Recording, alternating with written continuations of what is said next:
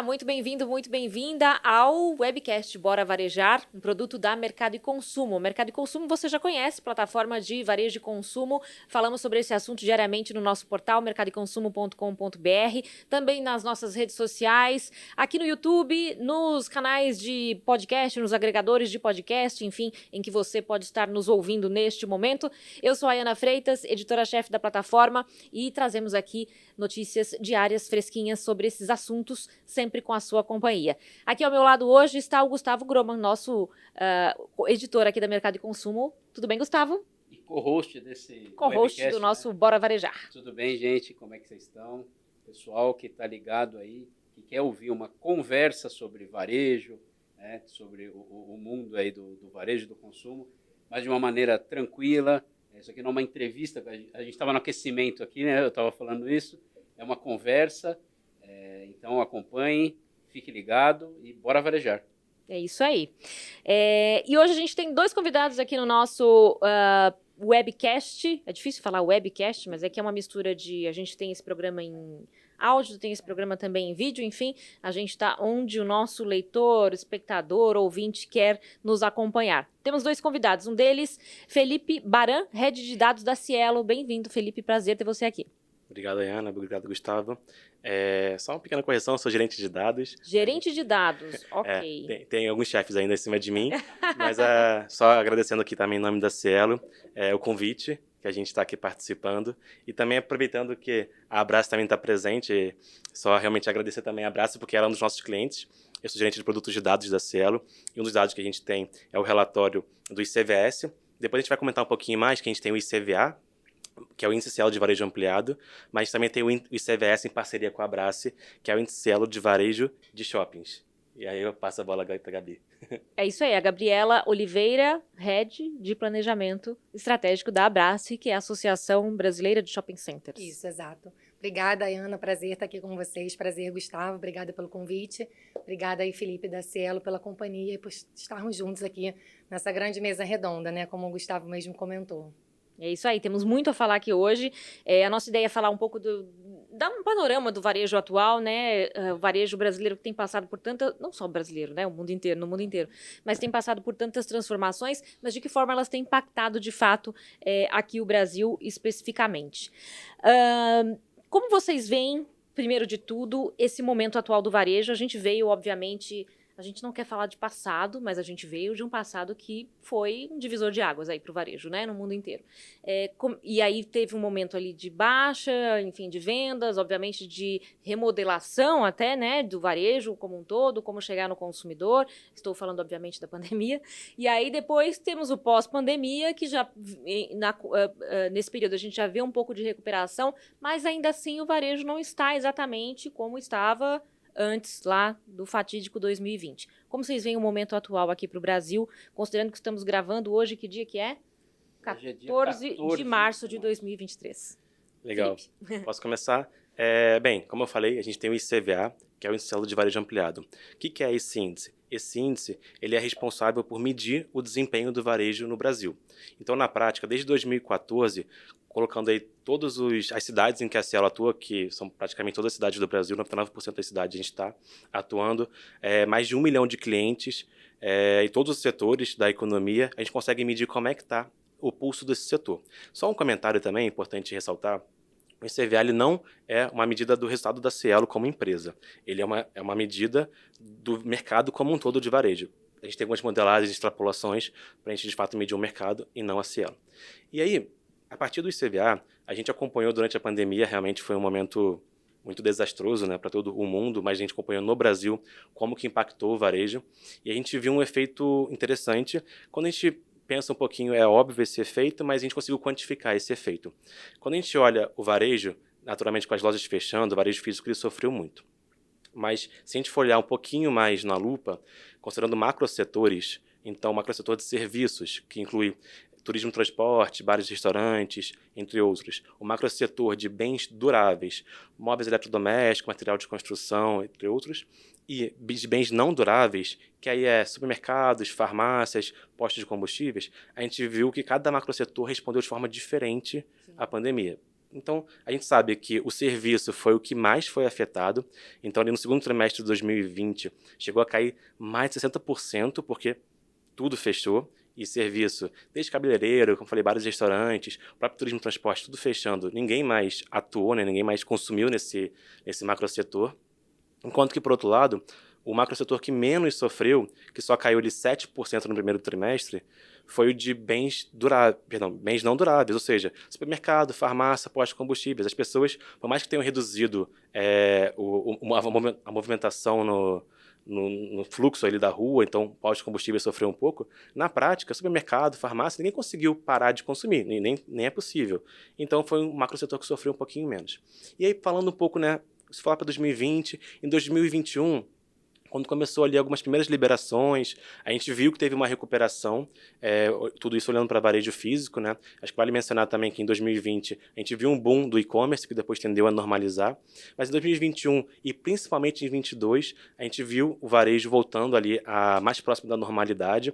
E aí, até curioso, como você falou, está gravando agora no dia 14, a gente liberou hoje o ICVA de fevereiro de 2023. E aí, esse mês foi um mês curioso, porque a gente vinha de uma tendência, de uma sequência de 15 meses seguidos de crescimento do varejo deflacionado. Então, mesmo tendo inflação, sem tirar em alta, né? que teve alta nesse período como um todo, quando a gente tira esse efeito de inflação, a gente viu que realmente teve um crescimento deflacionado por 15 meses seguidos. Sempre lembrando também que o ICVA mede um mês de um ano contra o mesmo mês do ano anterior. E aí, esse mês de fevereiro veio diferente. Por que ele veio diferente? Ele teve uma pequena queda de 0,7% no deflacionado, mas é por causa do carnaval. O que aconteceu esse ano? O carnaval, primeiro que ele caiu em fevereiro no mês completo, então ele foi totalmente em fevereiro. No ano passado, ele foi parte em fevereiro, parte em março. Mas principalmente, quando a gente olha, muitas cidades em 2022 não mantiveram festividade ali em fevereiro e março. Foi para julho, em São Paulo Postergaram ou mesmo cancelaram e depois não retomaram. Então, quando a gente olha, aí até fazendo mais um comentário, né, em relação ao ICVA, que a gente vai bem a fundo nas análises, quando a gente olha, de fato, parece que caiu. Mas, quando a gente tira esse efeito de calendário, ou seja, a gente compara o mês de fevereiro desse ano com o ano anterior, só que sem esse efeito de carnaval e sem esse efeito de ter caído ali metade de um ano, de um mês, metade do outro mês, a gente vê que teve um crescimento de 2,2%. Então, isso é bem interessante a gente ver. Então, a gente está assim numa sequência de recuperação, é uma sequência bem clara, com essa pequena deslize, digamos assim, mas muito mais em função da festividade. Tem a ver com a sazonalidade, exato, não é? Exatamente. Não é... E também é importante mencionar, porque o carnaval talvez para algumas pessoas seja anti-intuitivo, né? Ah, mas é uma festa, todo mundo consome mais. Sim, alguns setores se beneficiam, como turismo e transporte, por exemplo. Mas, para pensar na economia como um todo, no varejo como um todo, muitos setores acabam fechando as portas nas festas, né? Não é fechando as portas por conta da pandemia. Porque na prática, os setores de bens duráveis, como eu mencionei, de móveis eletrodomésticos ou de materiais de construção, estão em festividade, estão em feriado. Então, na prática, não abrem. E não abrindo, reduz a atividade do consumo. Uma boa parte do consumidor também está pensando em outra coisa. Exatamente. Então, na hora de reduz as compras. Está pensando na fantasia, vai comprar e não na festa. E não no cimento, Você acha, Gabriela, que a gente passou pelo período mais grave já? Considerando, estou falando de varejo, né, claro. Felizmente, no caso da pandemia em si, me parece que sim, que assim continue, né? Mas no caso do varejo, você acha que o pior realmente já foi? E sim. Qual é a tendência de recuperação? Sim, não, com certeza o pior já foi. Realmente ali o ano de 2020 para todo mundo, né, especificamente para o setor de shopping, foi um desafio enorme, né, e é inevitável a gente continuar falando e citando, porque a recuperação vem vindo, a gente vem observando isso nos dados, né, e como você falou, tem que começar a citar e continuar citando sobre pandemia, porque é algo que a gente vem observando com frequência. O Censo Brasileiro de Shopping Center, que é um produto elaborado pela Brasce, anualmente monitora e traz uma grande fotografia, radiografia do setor, que a gente fala, né, e a gente tem um dado aqui super expressivo de 2022, que a gente atingiu um faturamento de 191,8 bilhões de reais, né? Esse é um dado expressivo, dado o momento sensível que a gente viveu em 2020 e 2021, né? Quando eu comparo e equilibro isso com 2019, eu estou falando aí de 1 bilhão de diferença em relação a 2019, que eu tive 192,8 bi, né? Então, isso mostra a capacidade realmente de resiliência do setor, a capacidade de adaptabilidade. A gente vai falar um pouquinho mais à frente de data comemorativa, que tem muito a ver com o que o Felipe acabou de trazer. De fato, a gente já vem observando as datas comemorativas com grandes resultados agora no ano que passou, né? Eu trouxe aqui alguns exemplos para a gente debater juntos. Então, assim, a questão também de cenário econômico, né? De novos postos de trabalho. Então, esse apetite, esse novo movimento voltando e aquecendo realmente a economia, mostra uma tendência positiva. A gente, de fato, passou, né? O pior já passou, e que bom que passou, e que bom que passamos com qualidade, né? Trazendo aí muitos aprendizados, e que a gente tem implantado isso. A gente entendeu que muito do que veio da pandemia acelerou pontos que já estavam sendo vistos e tratados no setor. Então, a gente já estava atento, já via como uma tendência, mas entendeu que é uma questão de acelerar, principalmente quando a gente fala de âmbito de físico e digital, que a gente vai falar um pouquinho mais à frente. Então, acho que o setor está preparado, né? E está muito otimista em equilibrar aí e alcançar os patamares do período pré-pandêmico. E shopping super se transformou nesse período, né? Porque o Muito. shopping teve que rever até a forma, o tipo de serviço que ia oferecer, né? Na pandemia, drive-thru, inventou coisas, Ana, inventou tudo, jeitos, assim, né? a gente realmente é um setor resiliente, é um setor que inova, né? É claro, obviamente, isso é percebido, né, na queda de vendas que aconteceu naquele ano, por motivos óbvios. A gente tem aí mais ou menos uma média de 4 meses em que os empreendimentos ficaram, né, completamente fechados, sendo que em 2021 a gente teve uma oscilação. Então, a gente ainda teve, né, momentos de novos decretos em que em algumas cidades ali ainda existia necessidade de fechar, então retomar. Então, ainda foi um período estável, mas de uma forma geral a gente se adaptou, a gente entendeu a necessidade do consumidor, né? A gente fez o produto chegar até ele de alguma forma, seja por um drive, por um delivery, né? E foi o que eu falei, isso já era uma tendência, a gente já vinha observando, tanto no cenário nacional quanto internacional, a necessidade de a gente crescer e se adaptar nesse sentido, ele só veio para acelerar. E aí agora a gente mantém isso tudo e mantém com uma forma muito melhor, né? Não tratando a gestão de crise, mas fazendo algo estruturado e sempre pensando no cliente, no consumidor final.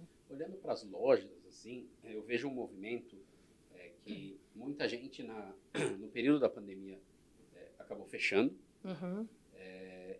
E quem aguentou de algum jeito, né?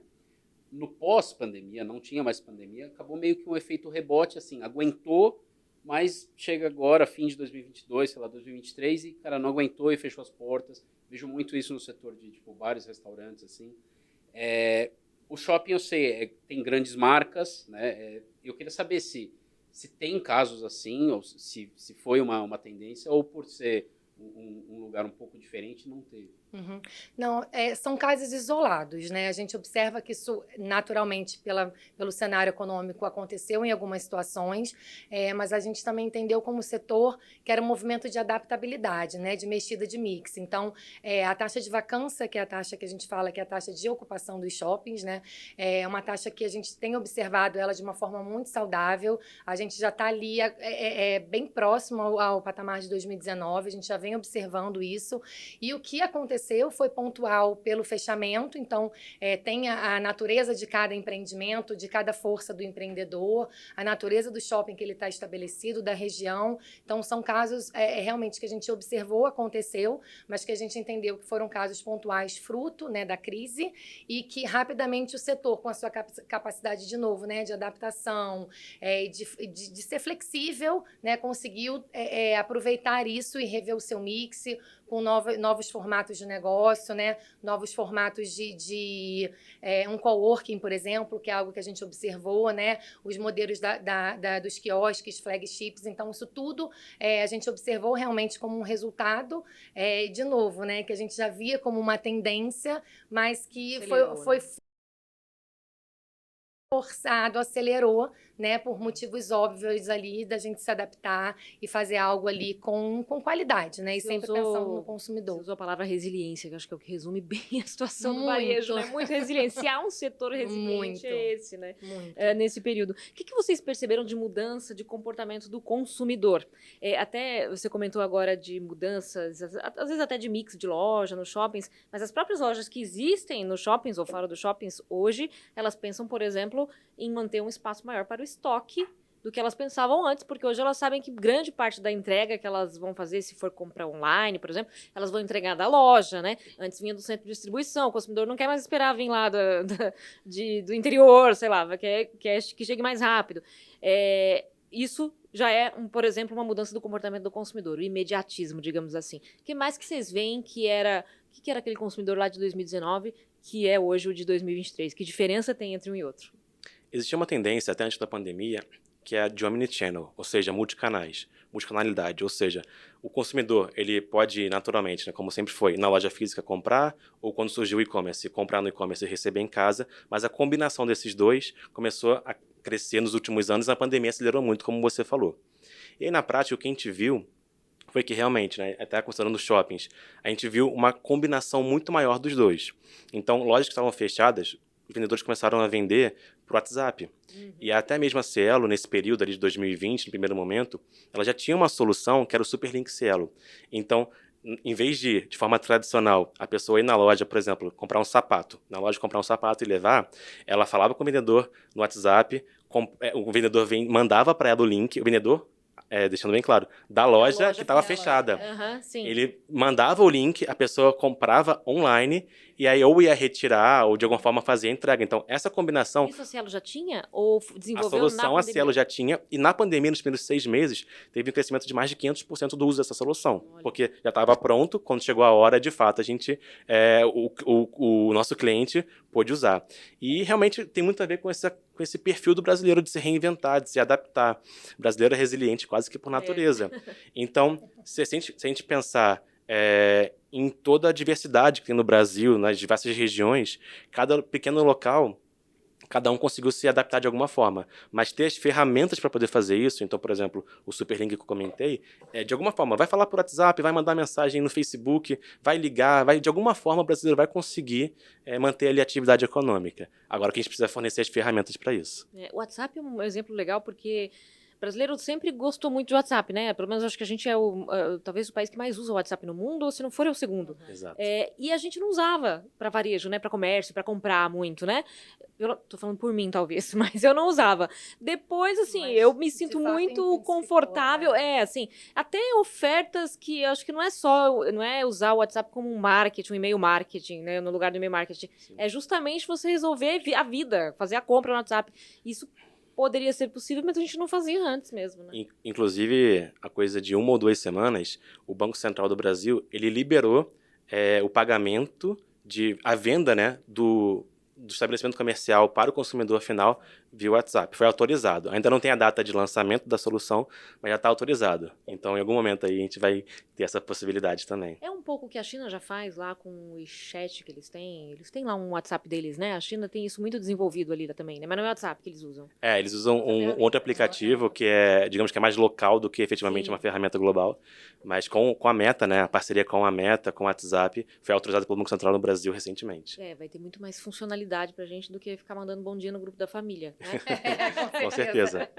E você, Gabriela, o que você acha que mudou fundamentalmente aí nesse consumidor? Esse é um tema que eu falo que a gente fala com paixão lá na Abrace, né? Porque é o que a gente vive diariamente, observar o comportamento do consumidor, né?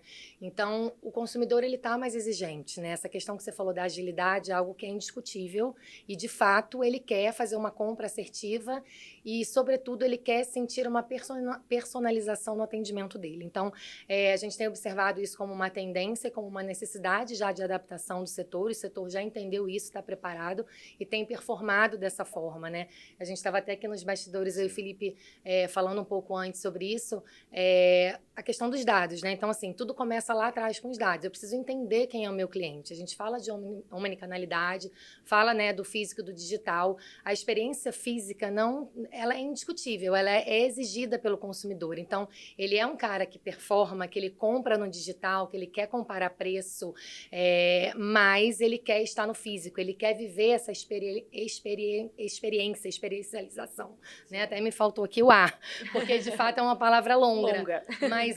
Mas essa vivência ele quer ter, né, nesse ambiente físico. Então a gente entende que o setor ele precisa estar preparado, né? E tudo começa com os dados, né? Então, conhecer quem é o seu cliente, né? Poder fazer interação entre canais ali, seja entendendo ele no meio digital, ou seja, proporcionando uma experiência na loja física para ele. Isso é uma tendência e é o que vai gerar conversão, né? A gente não adianta, né? O setor vive disso, então a gente tem que pensar em atender plenamente o cliente, mas o que de fato aquilo vai dar um setor para o nosso negócio e fazer girar toda a cadeia varejista, né? Então, assim, é isso, a gente trabalhar de uma forma ágil, de uma forma que a gente entenda o nosso consumidor e, sobretudo, alinhado com o propósito, né? A gente tem falado muito sobre pessoas e sobre propósito. Eu tive na NRF esse ano e se falou muito de tendências em relação a isso. Então, o setor, pensando na questão comportamental, tem entendido a necessidade da gente atender o nosso cliente respeitando o propósito da nossa marca, né? Então, qual é o propósito? O que tem ali como zona inicial para, de fato, fazer com que isso seja refletido no cliente final? Nossa, dá para a gente ficar aqui algumas horas falando sobre isso. Você falou de NRF, que é essa feira de Nova York, todo mês de janeiro, feita em Nova York, que finalmente voltou com tudo esse ano, né? Depois de alguns anos. Eu e Gustavo tivemos a oportunidade de estar lá também e, de fato, uma das conclusões que a gente tirou da nossa cobertura, e nós não somos especialistas, somos jornalistas que cobrem varejo, é de que o principal lá, dados e pessoas, e essas duas coisas interligadas, né? Principalmente, né? E é um paradoxo, né? Porque você fala dados, tecnologia. Parece uma coisa fria, exato. Dados, tecnologia, pessoas humanizarem. Então, vocês estavam lá, enfim, quanto mais tecnologia a gente tem, mais humanização a gente, de fato, precisa trazer ao negócio. Mas o curioso é que essa coisa dos dados, ela já vem de algum tempo, né? De dados, porque coleta de dados, e dados, e dados, e dados. Só que, assim, o que a gente entendeu é que precisa saber o que fazer com esses dados. Precisa transformar esses dados em informação. Perfeito. Né? Porque o dado, puramente pelo dado, você não vai fazer muita coisa com ele. Né? Você pode vender no mercado negro, né? Você não vai fazer muita coisa com ele. Você precisa transformar em informações para você entender esse consumidor e partir para essa parte da experiência, do que ele quer. Eu queria saber isso de vocês. Como é que as empresas já entenderam isso, já colocaram isso para dentro, utilizar esses dados como informação? Posso? Por favor. Entendo que sim. Acho que as empresas cada vez mais estão percebendo, né? Aquelas que não perceberam ou demoraram para perceber podem ficar para trás. Dados, como você falou, muita gente fala, o novo petróleo, né? Já é uma informação que já está há muito tempo no ar. E aí até comentando o paradoxo que a Gabi comentou, que como é que a gente vai falar de dados e humanização do atendimento? Como é que uma coisa funciona? É até um conceito, né? Então, tipicamente, a gente tem duas opções, né, nos dois extremos. Ou um atendimento, ou uma produção extremamente artesanal, ali a pessoa, talvez um artista plástico que vai fazer uma obra única, ou é até a produção em massa lá, que remonta da época do Ford, quando ele começou aquela produção, até aquele filme de Charlie Chaplin, que ele fica lá só fazendo o mesmo movimento. Então, esses dois extremos são o que a gente conhece. Mas com os dados hoje, a gente consegue, na verdade, combinar esses dois mundos. Porque se antes eu fazia um produto só, que era o Ford T, que era o carro preto, para todos os clientes, não importa qual era o cliente, o que o cliente queria, desejava e realmente precisava, eu fazia dessa forma e ele vai ter que comprar o que eu estou produzindo. Ou se eu faço exatamente o que o cliente quer e precisa da forma mais única possível, também fica extremamente cara a produção e não é escalável. Com os dados eu consigo entender quem é o cliente, ou seja, tem tanta informação, tem tantos dados à disposição para gerar informação, insight, entender quem é o cliente por trás, eu consigo criar uma produção em massa e ser personalizada, ou seja, ser uma customização em massa. Então, esse conceito de customização em massa, com a quantidade de dados que a gente tem hoje, é possível. E aí, voltando à nossa pergunta, as empresas que não aproveitarem isso, que não conseguirem transformar isso em produtos, serviços e atendimento, experiência que realmente faça sentido para o consumidor, podem ficar para trás aí no médio e longo prazo. Antes da Gabi responder rapidinho, Helena, para complementar também essa pergunta, o passo à frente dos dados, vocês acham que poderia ser... hoje, os dados do consumidor, você consegue entender o dia a dia do consumidor, o que ele faz. Né? O passo à frente seria entender uma coisa que o próprio consumidor ainda não entendeu sobre ele, utilizando esses dados? Sim, existem hoje, a gente está vendo aí modelos de inteligência artificial que buscam realizar modelos preditivos, ou seja, não só prever como que vai ser, por exemplo, o PIB do próximo ano, né?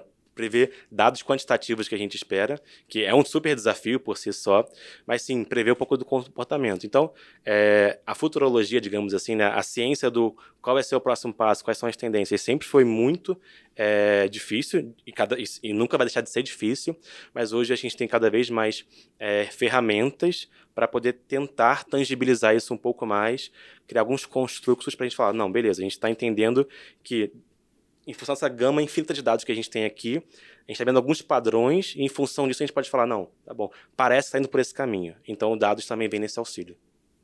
Eu ia só comentar que, como, enfim, vocês são as pessoas de dados, quando você fala em customização massificada, dá um bug na minha cabeça, porque parece que é totalmente contraditório, né? Mas é justamente, enfim, é esse o caminho, né, do varejo. Tem um exemplo muito simples, que é muito comum, né? Porque a gente acaba vivendo isso talvez sem perceber. Qualquer navegação que você faça na internet, que apareça um banner para você, muito provavelmente, eu diria que é quase impossível que não aconteça, que aquele banner foi personalizado em função da sua navegação na internet. Sim. Ou seja, talvez para mim apareça um carro, talvez para você uma viagem, talvez para você um jogo de futebol, enfim. Cada um vai aparecer para o mesmo banner, para o mesmo site, se a gente entrar agora, e ali no mesmo site, mesmo espacinho, para cada um vai aparecer uma informação diferente, uma oferta diferente.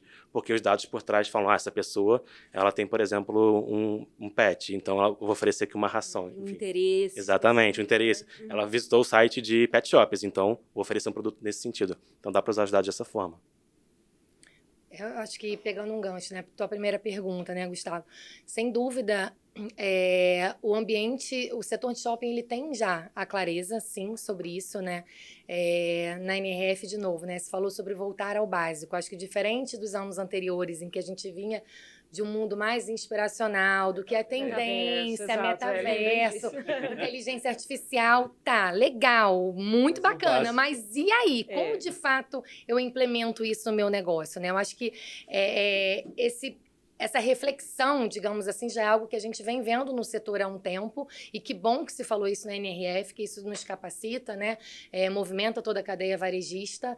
E é isso, né? Como que eu aplico esses dados ao meu negócio, né? Como que essas informações, esse rastreamento de soluções vai fazer com que eu ofereça a melhor experiência para o meu cliente? De novo, tudo termina em experiência, tudo termina em propósito, tudo termina em pessoas, né? Então, realmente é um ciclo, né? A conversão, ela mostra isso, e é o que vai fazer o cliente voltar, né? Então, acho que essa clareza, ela está entendida, e agora é ver o setor trabalhando para, de fato, fazer a roda girar. E a gente vê esse retorno quando a gente fala do nosso faturamento aí quase chegando de novo aos patamares de 2019, quando eu falei no início aqui do nosso bate-papo.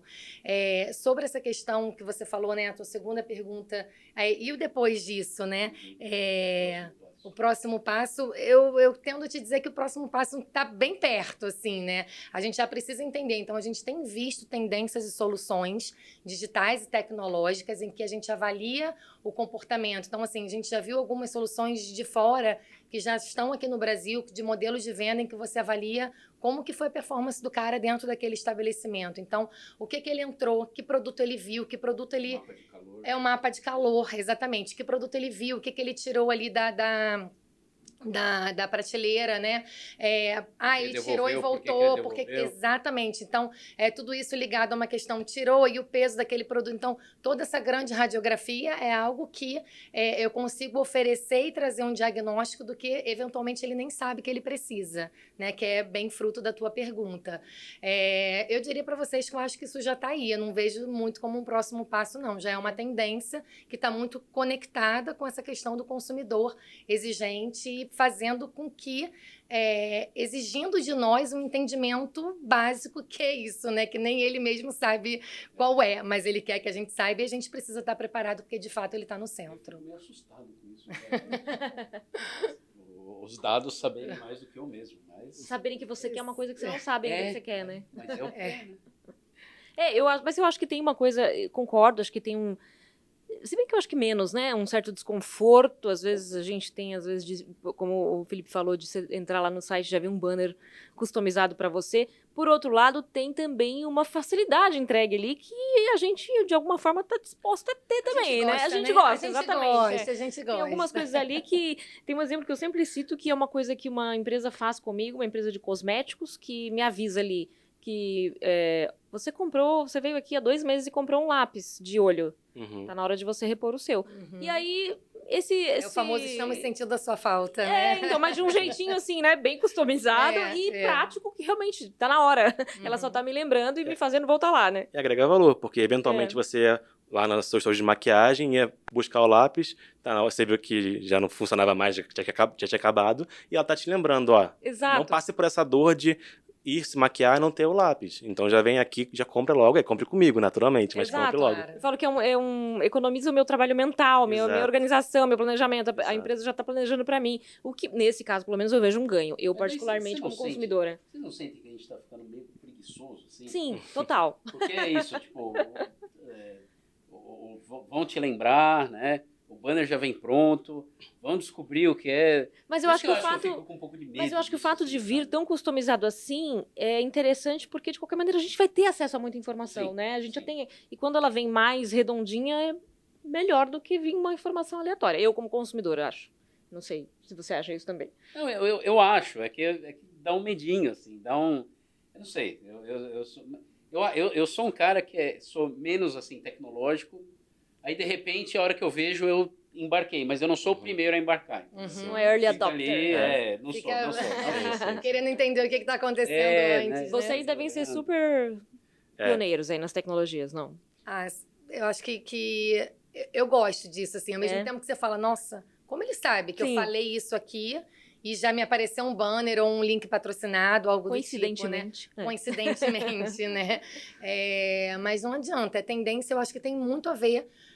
de novo, né, com a questão de que tudo termina na gente e a gente estando no centro. É correria, então, nossa, que bom que ele facilitou a minha vida e que está aqui na palma da minha mão, que agora eu já sei onde tem, eu já sei onde eu encontro, e já popou um WhatsApp, eu já sei em que loja eu posso ir, já vejo qual é o local mais perto. Então, essa interação entre canais, essa interatividade, digamos assim, eu acho que ela é necessária e ela é uma tendência. E, de fato, a gente olha meio assim, com o cabelo meio no teto, mas na prática é o que facilita a nossa vida e o que de fato a gente quer. Então, e eu acho também que depende muito eu sou usuária disso. Eu também, eu confesso que eu também sou. Eu acho que depende muito também de como a empresa faz o uso desses dados, né? Porque é isso, se é uma informação que é relevante, que é legal você receber, é uma coisa.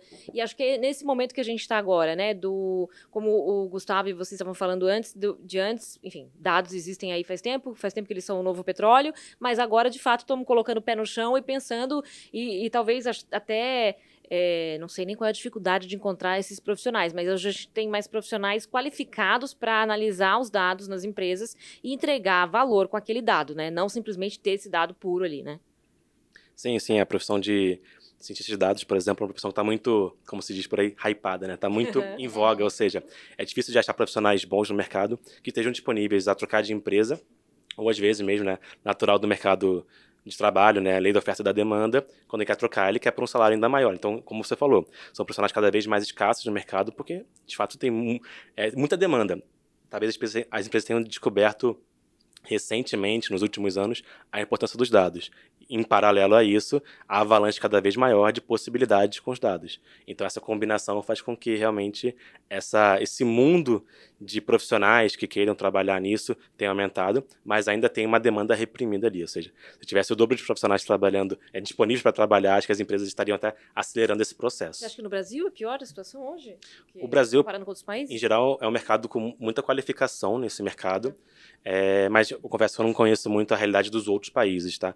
Mas eu sei que no Brasil a gente acompanha ali, às vezes, quando a gente busca profissionais no mercado, realmente é uma profissão que está muito demandada no mercado. Sim, imagino. Você falou em algum momento aí, Felipe, sobre futurologia, né? Vamos fazer um exercício de futurologia? Podemos. O que vocês imaginam de mudança de comportamento do consumidor, mais mudança daqui para frente? Então, temos aí algumas mudanças que vocês já mapearam, de agilidade e tudo mais. O que vocês acham que pode acontecer? E quando a gente fala de mudança, vamos pensar aí, no horizonte de 2 anos, porque tudo muda muito rápido hoje, né? Não é mais um horizonte de 10, né? O que vocês imaginam que pode mudar nesse comportamento, até com base nas informações que a gente tem hoje, em dados, né? Eu acho que um olhar atento que a gente precisa ter são para as novas gerações, né? A exigência das novas gerações e a necessidade do varejo estar conectado a isso, né? Os meios de comunicação também, eu acho que tendem a se adaptar, né? Quais são os canais de venda, quais são os negócios realmente, né? As marcas que são potenciais para fazerem chegar a comunicação até aquele cliente final, né? Essa questão das gerações é algo que tem me feito refletir muito e que eu tenho entendido que o setor também está antenado e está olhando, né? Que é um consumidor que não aceita, né? É a geração rede social, que tem um posicionamento, né? Que tem um estilo de vida que precisa buscar empresas que tenham sinergia com seus, né, pensamentos,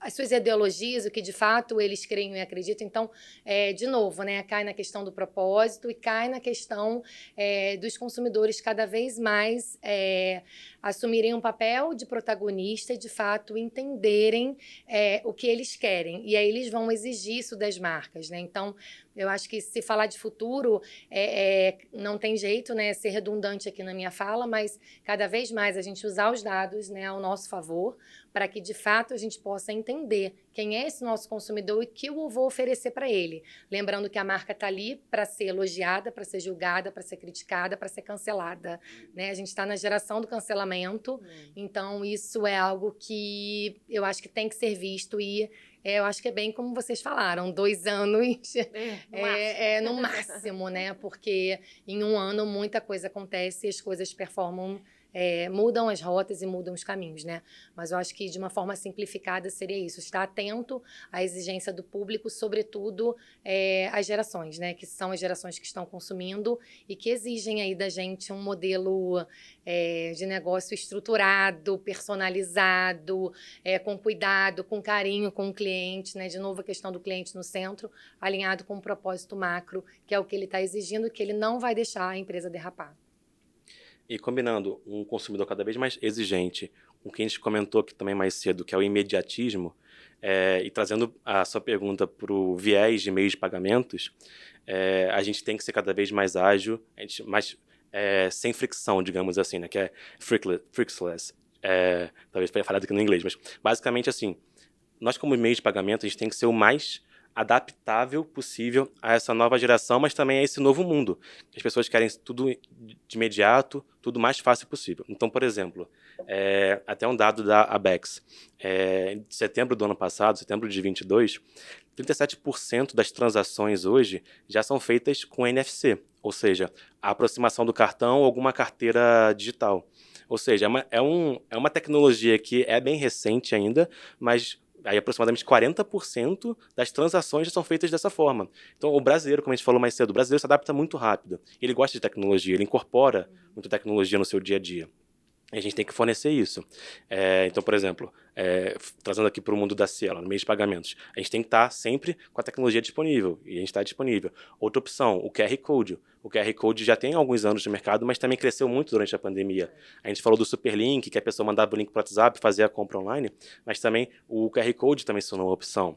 O Pix a gente vê como uma grande oportunidade. Tem muitas opções. Então, muita gente que antes era desbancarizada passou a entrar nesse mundo de contas em bancos e pagamentos digitais via Pix. E aí a gente também consegue disponibilizar os pagamentos, o meio de pagamento de Pix, tanto no site, ou seja, em e-commerce, quanto nas maquininhas, via QR Code. E você vê que já uma coisa já combina com a outra. Tem o Pix, que é novo, o QR Code também, que está há um pouco mais tempo no mercado, mas que também é novo. E de repente tem o Pix via QR Code, ele está na maquininha, ou seja, tem um mundo de possibilidades. E se a gente ficar parado, a gente até brinca, né? Se a gente ficar parado, em alguns anos a gente não vai acompanhar essas tendências, como eu até falei mais cedo. A gente não pode ficar parado. Nenhuma empresa pode se dar ao luxo hoje de ficar parado. Talvez, eu não acompanhei essa época enquanto eu trabalhava, até porque nem estava vivo, mas décadas atrás, 50 anos atrás, talvez, se uma empresa ficasse 1, 2, 5 anos sem inovar, Tudo bem. Que Talvez ela vendia o mesmo produto, fazia o mesmo serviço, o consumidor estava acostumado, o ritmo era muito mais lento. Hoje, se a gente ficar 1, 2, 5 anos sem inovar, o concorrente vai chegar, vai acelerar, vai ganhar mercado. Ou seja, hoje as empresas não podem ficar, o varejista como um todo, mas as empresas em geral, não podem se dar ao luxo de ficarem parados. Tem que acompanhar o consumidor que está mudando. você falou de Pix, é um exemplo muito forte, né? Porque o Pix, inclusive, ultrapassou gerações. Não são só os jovens que aderiram, não foram só os jovens que aderiram ao Pix rapidamente. Gerações desbancarizadas e mais velhas também hoje usam Pix para tudo, né? Se adaptaram, né? Se adaptaram muito, porque é uma tecnologia muito fácil, né? Sim. Enfim, tem essa questão. E ainda falando de meios de pagamento, essa questão de aproximação também. Hoje, eu já acho estranho ir num varejo que não tem a possibilidade de aproximação, né? Porque todos os cartões também são, praticamente todo cartão novo que você pega no banco já vem com uma aproximação. Senão, se o varejo não se adaptar a isso, é estranho. Parece que tá fora da onda ali, Parece né? antiquado, né? Exato. E é algo que é muito recente, se parar pra Exatamente. pensar. Você Exatamente. falou agora em geração, a Gabi tinha falado de geração. Uma dúvida que eu tenho em relação à geração, que talvez vocês três possam tentar sanar essa minha dúvida. Porque eu não sou um early adopter, né? Então eu posso estar confuso com isso. Achei que é porque a gente era mais jovem. Eu também estava esperando esse comentário. elogio, A minha impressão, né, é que, tecnologicamente falando, algumas gerações, tipo a geração, o pessoal mais novo, tem mais facilidade de se adaptar a isso, a inovações tecnológicas. Isso é uma impressão minha, eu queria saber de vocês, porque aí eu fico pensando que, às vezes, algumas inovações que têm como público-alvo um público mais velho, possa levar algum tempo a mais para incutir assim, nas pessoas. É só uma impressão ou minha, ou vocês acham também que pode ser por aí? Não, eu acho que um pouco das duas coisas, né? De fato, não tem jeito. Os nativos digitais, né, que são as novas gerações ali que nasceram já nesse ambiente, eles vivem, né, eles se desenvolvem vendo tudo isso. Então, certamente, isso é muito mais fácil do que uma quebra de paradigma, né, para uma outra idade que vinha acostumada, né, com novas gerações, né? Acho que todo mundo tem exemplo dentro de casa, né, em relação a isso. Mas eu também acho que é um público, né, que é a geração que se mostra aberta. É claro que a gente não pode ter uma fala jamais generalizada, mas em geral se mostra aberta e já entendeu também que é uma necessidade de estar ali, que o mundo está evoluindo e que precisa evoluir junto. Então, por isso que eu digo que é um equilíbrio, né, uma balança ali que precisa ser de fato ponderada, porque realmente não vai performar e não vai fazer como um nativo digital, as novas gerações, né, que já crescem ali, as crianças pequenas já sabem todo esse movimento, né, mas eles também já entenderam que é necessário se adaptar e você vê, né? É bacana você ver esse resultado. O próprio Pix, que pra gente é muito simples, mas talvez para quem, né, lá atrás tem uma outra forma de pagar, né? De ter a sua notinha ali no banco. Nossa, Guardar a nota. Guardar a nota, porque, meu Deus, se eu não tiver o papel, como é que vai ser, né? Acho que, de novo, todo mundo tem exemplo para dar familiar nesse sentido, mas que já se adaptou e que mesmo, me dá um vazio, né? Isso me dá um vazio, não tem nada. Parece que eu não paguei, de fato.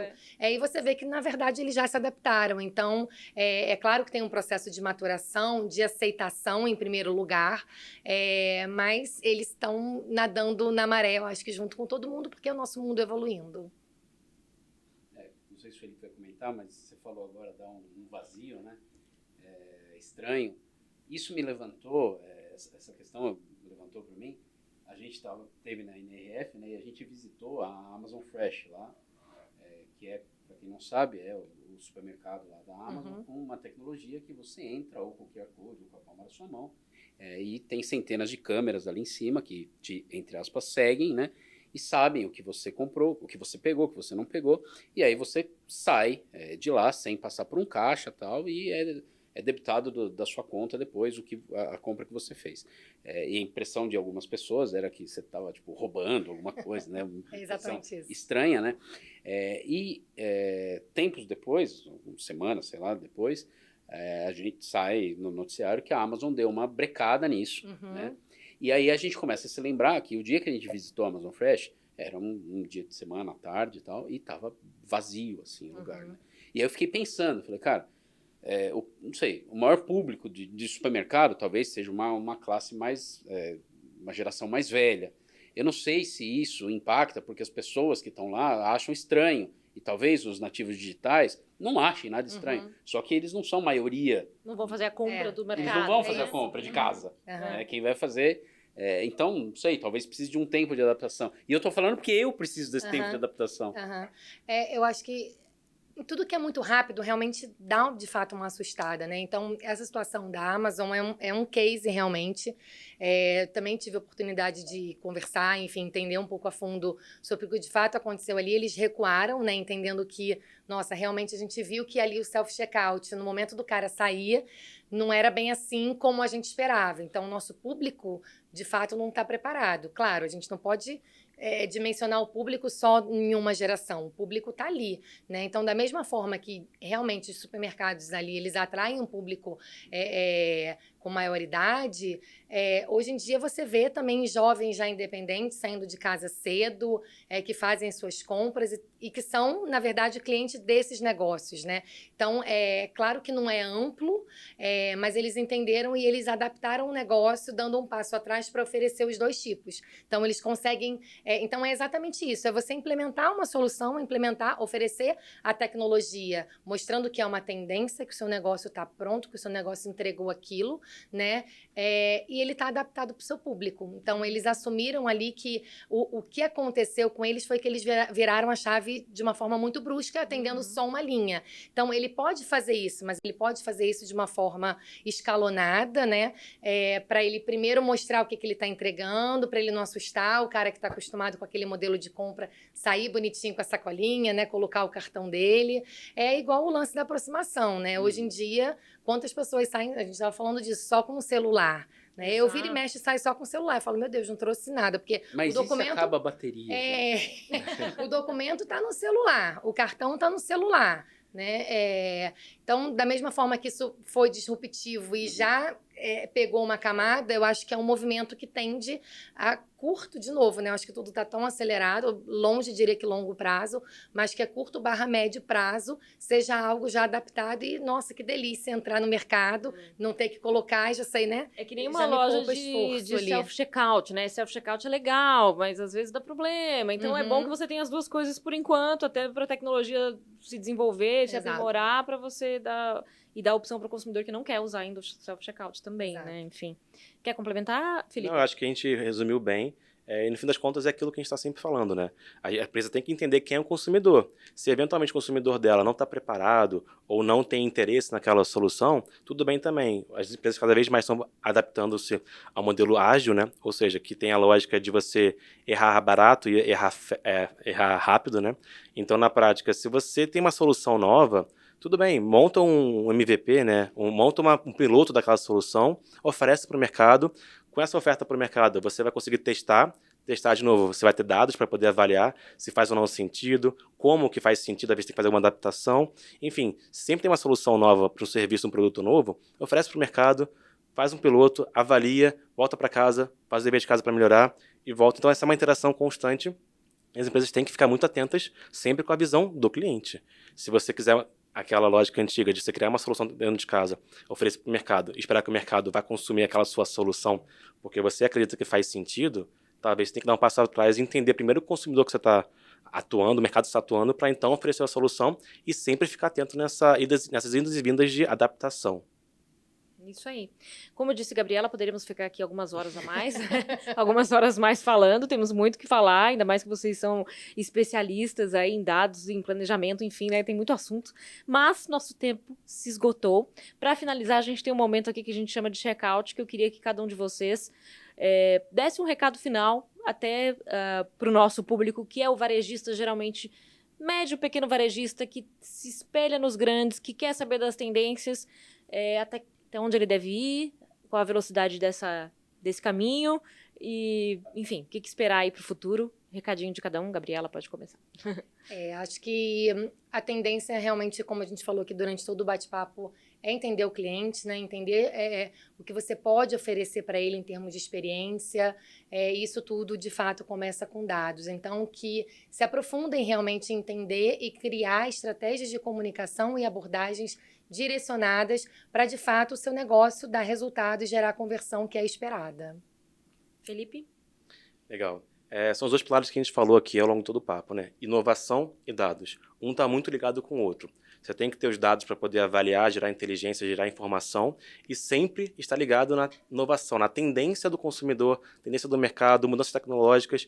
E esses dois pilares vão te dar a base para, se manter no mercado, ou seja, não morrer no meio do caminho porque algum concorrente avançou e você não. E 2, ser líder de mercado, né? Na prática, as empresas sempre buscam crescer e serem líderes de mercado. Então, esses dois pilares vão ser muito importantes para poder avançar nesse sentido. Super obrigada, Felipe Baran, gerente de dados na Cielo, pela Obrigado a presença. você.